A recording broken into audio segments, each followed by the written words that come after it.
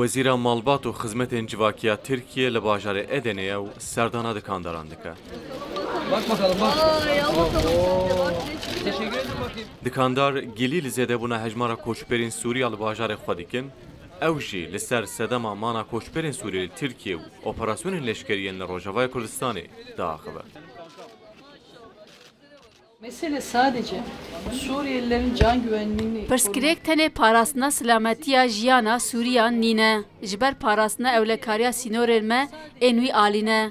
Türkiye tene bdilovani vi kari nake. Tene bo dilovaniye 5 milyon Suri ne havine. Nahal Bakure Suriye havl didin devleteke Kurdi ava bikin. O emji havl didin nehelin. Devleti kurmaya çalışıyorlar.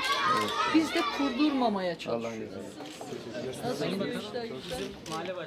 او وزیر ترکیه آواکرنا دولتک کردی لروجاوای کردستانی وک مترسیه کمازن با قدکرنا باکور کردستانی جی ترکیه بناو دکو رخنه لأپوزیون دکه که هست به مترسیه ناکن و دبیجه جی او نرازی بونا جواکی لبرانبر زیده بونا کوچپرین سوری لترکیه دبینن لیجی با پاراسنا یک پارچه بونا ترکیه نچارن و باجه بدن.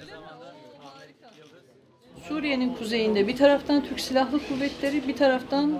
Li Bakurê Sûriyê li aliyekî hêzên çekdar ên Tirkiye û li aliyê din jî artêşa azad ji hev cuda tekoşînê dikin da ku li wir dewleteke Kurdî ava nebe. Li wir avakirina dewleteke Kurdî tê wat heye ku bi kêrê perçekirina başûrê Rojhilatê Tirkiye ye.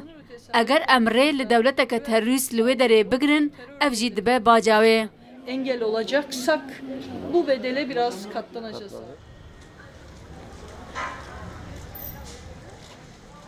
لگور آمارین وزارت نافخویا ترکیه 3 میلیون و 700 هزار پناهخوازن سوری ل ترکیه و باکور کردستان هنه.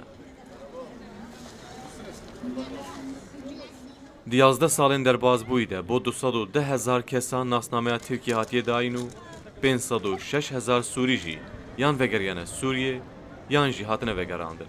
و لعفرین و سریکانی لروجاوای کردستان و نافچین باب و جرابلوسی این لجیر دستات اپوزیون سوریه کنیزکی ترکیه نه هاتنه بجه کرد.